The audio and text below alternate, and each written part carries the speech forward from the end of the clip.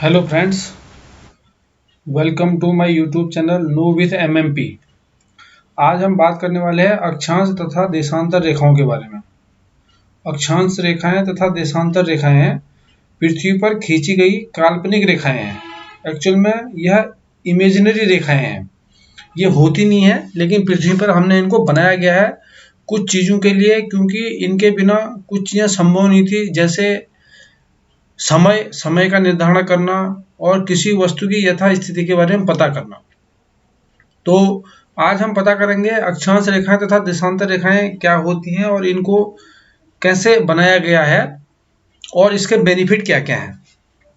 तो मैं अभी ये आपको एक पृथ्वी का एक मैप दिखाने की कोशिश कर रहा हूँ, जिसमें मैंने एक अक्षांश रेखा बनाई हुई है। ये 0 डिग्री अक्षांश रेखा है, यानी कि एक ये इक्वेटर की लाइन है। इक्वेटर को जिसको भूमध्य रेखा कहते हैं, यह पृथ्वी पर सबसे बड़ी अक्षांश रेखा होती है। इसकी लंबाई सबसे ज्यादा होती है क्योंकि ये वृत्त है, और पृथ्वी का जो भूमध्य रेखा है वो सबसे बड़ी, क्योंकि पृथ्वी बीच में सबसे ज्यादा, पोलर की साइड कम होती जाती है और बीच में पृथ्वी की वो जो है मतलब वृत्ताकार ज्यादा होता है पृथ्वी का। तो अब हम देखते हैं कि इसमें हम कैसे हमने ये रेखाएं खींची हैं। तो हम क्या करते हैं, अब दूसरे वाले पे दिखाता हूँ। जैसे हमने पृथ्वी को काट लिया है, आधे हिस्से से पृथ्वी को अलग 2 हिस्से कर लिए हैं पृथ्वी के। तो पृथ्वी का जो केंद्र बिंदु है, पृथ्वी के सेंटर से हम अब क्योंकि पृथ्वी के केंद्र को हमने पृथ्वी को काट दिया, तो अब क्या हुआ, पृथ्वी के केंद्र पे जब हम गए, केंद्र से हमने हर 1 डिग्री पे पृथ्वी की सतह पे, हर 1 डिग्री पे हम कोण पे, हर 1 डिग्री कोण पे हमने इमेजिनरी लाइन खींची और उसको सतह तक पहुंचाया। सतह तक पहुंचाने के बाद में हमने उसी के समानांतर एक वृत्ताकार लाइन खींच दी, जो क्या है, जो अक्षांश रेखाएं हैं, इन्हीं को अक्षांश रेखा कहते हैं। अक्षांश रेखा एक्चुअल में वृत्ताकार होती हैं, मतलब सर्कल होता है। ये पूरा एक सर्कल यहाँ से शुरू होता है और पूरा पृथ्वी के चारों तरफ से घूमते हुए ऐसे करके आता है। क्योंकि पृथ्वी को अगर मैं आपको 3D में दिखाऊं, तो ये देखिए, ये पृथ्वी ऐसे करके गोल है, तो ये इक्वेटर की लाइन है। तो इक्वेटर की लाइन गोल होती है, तो हम यहाँ से शुरू करते हैं तो वहीं पर वापस आ जाते हैं इस तरीके से। तो इससे क्या होता है कि हमारी जो अक्षांश रेखाएं होती हैं वो वृत्ताकार बनती हैं। ऐसे करके हम हमारे पास अगर पृथ्वी का आधा हिस्सा है, तो हम इसमें कितने लाइनें बना सकते हैं, 0 से लेकर 90 तक, क्योंकि ये पूरा 90 डिग्री का कोण बन रहा है। तो अगर हम हर 1 डिग्री पे अगर हम लाइन खींचेंगे ऐसे करके, तो 90 हम लाइन खींच सकते हैं, इमेजिनरी लाइन हम 90 खींच सकते हैं। तो जो लास्ट में जो 90 वाली बनेगी, वो तो सिर्फ एक बिंदु के रूप में बनेगी। इसलिए नॉर्थ पोल में और साउथ पोल में जो अक्षांश रेखा होती है वह बिंदु के रूप में होती है, न कि उसकी एक लाइन होती है। मतलब वो वृत्ताकार नहीं होती है, वो सिर्फ एक लाइन होती है। ये इसलिए होती है क्योंकि वहां पर एक सिर्फ बिंदु ही हम वहां पर कर सकते हैं। तो अब हम इसमें देखते हैं, ऐसे करके अगर हम हर 1 डिग्री पे एक कोण बनाएंगे तो क्या होगा, हम 90 बना सकते हैं। एक अक्षांश रेखा हम 90 अक्षांश रेखा बना सकते हैं। ऐसे ही मैंने नॉर्थ पोल का दिखाया, ऐसे हम साउथ पोल में यहाँ से नीचे को, अगर हम पृथ्वी को अब नीचे भी ले लें आधा हिस्सा, तो हम 90 नीचे भी बना सकते हैं। तो कुल मिला के हमारी जो पृथ्वी पर कुल अक्षांश रेखाओं की संख्या होगी वो होगी 181। 90 तो हमारी जो इमेजिनरी लाइन है वो हमने 90 कोण बना दिए। एक बीच में खुद इक्वेटर है, तो इक्वेटर की भी एक लाइन है 90, और 90 नीचे, 90 ऊपर, और बीच में एक इक्वेटर है। इस तरीके से कुल हमारी 181 रेखाएं, अक्षांश रेखाएं होंगी, जिसमें 0 डिग्री इक्वेटर भी शामिल है। अब हम बात करते हैं जी, इसमें मैंने आपको बता दिया कि कुल भूमध्य रेखा जो है वो सबसे बड़ी लंबी अक्षांश रेखा होती है, और ये जो है वृत्ताकार भी होती हैं, है ना, और कुल टोटल 181 होती हैं। अब हम बात करते हैं देशांतर रेखाओं के बारे में। अब देशांतर रेखाएं जो होती हैं, एक्चुअल में ये देशांतर रेखाएं एक्चुअल में रेखाएं होती हैं, क्योंकि यह नॉर्थ पोल से शुरू होती हैं और साउथ पोल में जाके खत्म हो जाती है। तो एक रेखा जो है यहाँ से शुरू होगी नॉर्थ पोल से और साउथ पोल में खत्म हो जाएगी। अगर हम नॉर्थ पोल से हर 1 डिग्री पे अगर हम एक रेखा को खींचेंगे, तो हम कितनी रेखाएं खींच सकते हैं। इसके लिए हम फिर मैप में जाते हैं, तो हम देखते हैं ये हमारा नॉर्थ पोल है।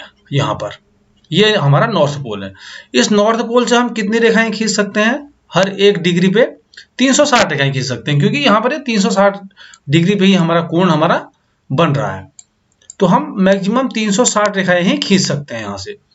तो इस बिंदु से हम 360 रेखाएं अगर हम खींचेंगे तो ये हर डिग्री पे 360 रेखाएं हमारी खींच जाएंगी। और इसमें एक चीज और है कि इसकी देशांतर रेखाओं की जो लंबाई है वो सब में बराबर होती है। जैसे मैंने अभी आपको बताया था कि देशांतर जो रेखाएं होती हैं वो बराबर होंगी, लेकिन अक्षांश रेखाएं जो थी वो जो हमारी इक्वेटर वाली रेखा थी वो सबसे बड़ी रेखा थी। ये देखिए, ये इक्वेटर वाली जो रेखा है ये सबसे बड़ी रेखा है। उसके बाद में और रेखाएं, क्योंकि हम जितना हम पोलर ध्रुव की तरफ जाते जाएंगे उतनी रेखाएं छोटी होती जाएंगी, क्योंकि नॉर्थ से साउथ की तरफ को हमारा उसका व्यास कम होता जाता है पृथ्वी का। अब हम बात करते हैं जी, फिर वापस हम आते हैं हम देशांतर रेखाओं पे। कुल हम 360 देशांतर रेखाएं खींच सकते हैं इसमें। तो इन रेखाओं को खींचने से हमने इमेजिनरी लाइन, अगर हम हर एक डिग्री पे इमेजिनरी लाइन खींच रहे हैं 360 रेखाएं बनेंगी। तो इन अक्षांश रेखाओं और देशांतर रेखाओं को खींचने से हमें क्या बेनिफिट है, तो इसके बारे में बात करते हैं हम देखते हैं कि अक्षांश रेखाएं और देशांतर रेखाएं, इसका सबसे बड़ा महत्व तो यही है कि हम किसी भी वस्तु की यथा स्थिति के बारे में पता कर सकते हैं। अगर कोई वस्तु कहीं पर रखी हुई है, अगर हम उसके अक्षांश और देशांतर रेखा के बारे में अगर उसके पॉइंट बता देंगे तो हम लोकेट कर सकते हैं कि कहां पर है। जैसे हम देखते हैं इस मैप में, फिर से मान लेते हैं कोई चीज यहां पर कोई चीज है, तो अब हम उसको अगर उसका हम बताएंगे कि ये कौन सी डिग्री पे है। ये इक्वेटर वाली 0 डिग्री है, 0 से नॉर्थ में है। नॉर्थ में मान लेते हैं 10 डिग्री, मैंने लिखा 10 डिग्री नॉर्थ और 150 डिग्री देशांतर रेखा, मतलब 5 डिग्री नॉर्थ अक्षांश रेखा और 150 डिग्री देशांतर रेखा। तो मैंने ये बोला तो उससे पता चल गया हमें कि वो वस्तु कहां पर है। तो इसी तरीके से हम किसी भी चीज की कहां पर है उसके बारे में हम पता कर सकते हैं। और देशांतर रेखाओं से ही हमें जो है टाइम के बारे में पता चलता है। हमने जैसे लंदन से गुजरने वाली जो रेखा है उसको हमने 0 डिग्री देशांतर उसको लिया है, तो उसके हिसाब से हम जीएमटी में टाइम कैलकुलेशन करते हैं। और इसमें 180 डिग्री, अगर हम 0 डिग्री देशांतर से 180 डिग्री पूरब की तरफ और पश्चिम की तरफ देखेंगे तो उसका विस्तार होता है, क्योंकि 360 डिग्री हमारी देशांतर रेखाएं होती हैं। तो 180 पूरब की तरफ हम जीएमटी प्लस में जाते हैं और 180 डिग्री पश्चिम की तरफ हम जीएमटी माइनस में जाते हैं।